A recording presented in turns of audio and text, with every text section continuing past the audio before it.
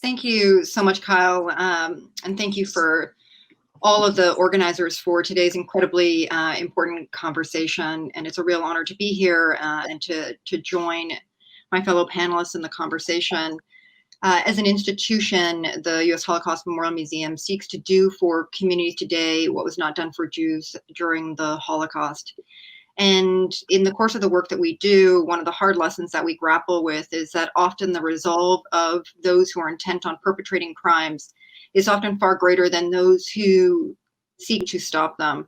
And I think that when we're looking at the reality of mass atrocities that are being committed by the Chinese government, that is very true. And it's one of the really challenging aspects of trying to determine what a course of action is for responding.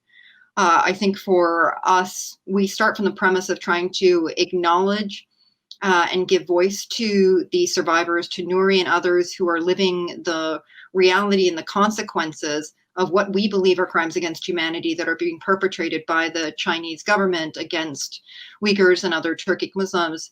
And to those who at great risk to themselves and their families are choosing to speak out. And very much appreciate the emphasis that Nuri put on the heroic people within China, within the Chinese government, who recognize that what is happening is not right.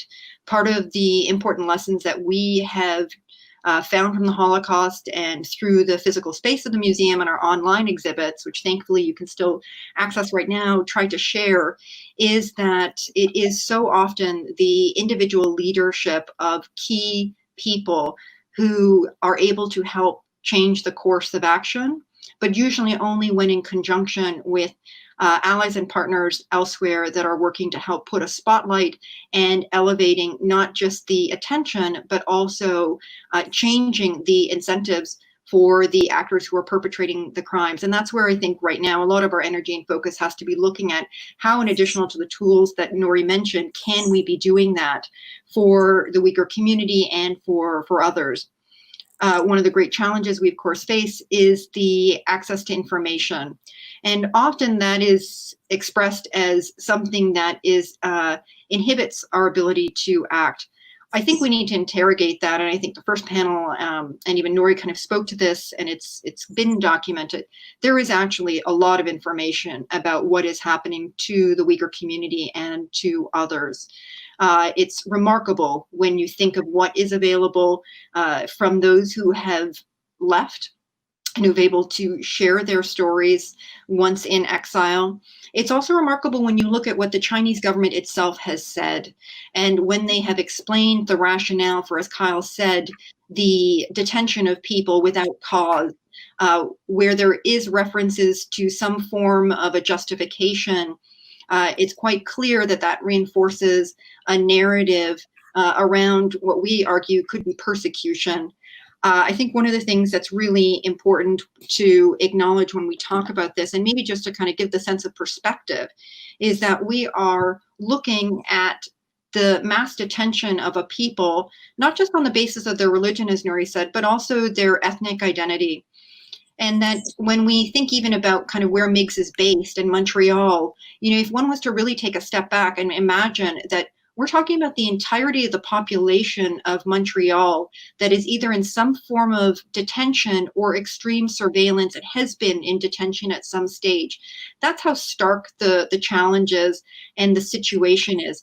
Yet, if it was any other country that was committing crimes on this scale, this would be the issue that would be before the Security Council on a regular basis, before the Human Rights Council, the General Assembly.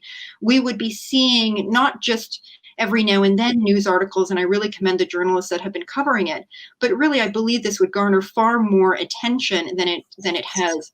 One of the reasons that we feel it's so important to talk about crimes and to actually invoke the language of crimes against humanity is because we believe that there are corresponding responsibilities, not just for the government of China, but also for the international community to respond, and that those are stemming from the fact that we believe that there is widespread and systematic crimes against humanity that are being committed against this particular community.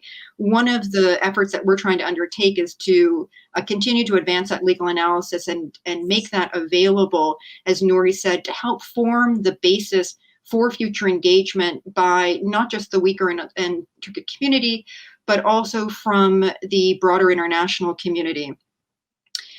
We know that perpetrators often use and try to find some sort of rationale for their crimes.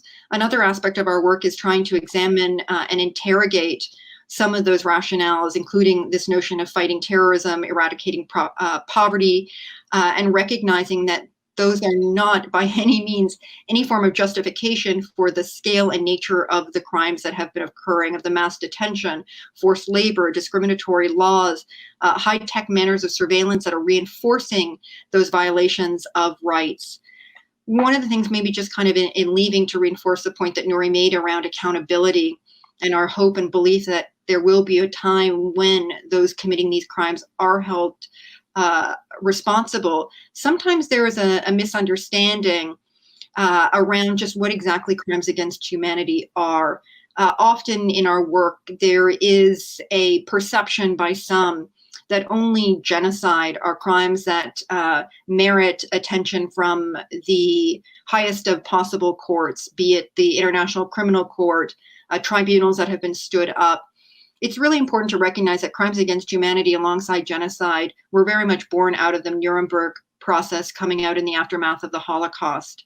And the gravity of those crimes, the seriousness of those crimes are of such import that we don't want to further kind of perpetuate the idea that they are of lesser importance to the crime of genocide.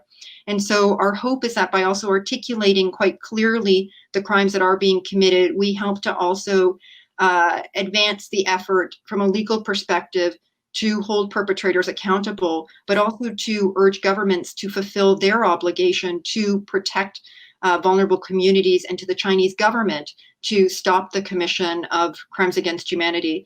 So we look forward to continuing to help to advance this conversation and also urge the world to treat China in the same way that any other country who was committing crimes on this scale would be treated by the international community, and to recognize that that might touch on incredibly sensitive points for us, including our trade policy. But this is a matter of not just conscience, it's a matter of international policy, it's a matter of the future of how mass atrocity crimes are committed, and our ability as an international community to have our norms and institutions evolve to meet the evolving way in which these crimes will be committed in the future. So thank you for this opportunity, Kyle.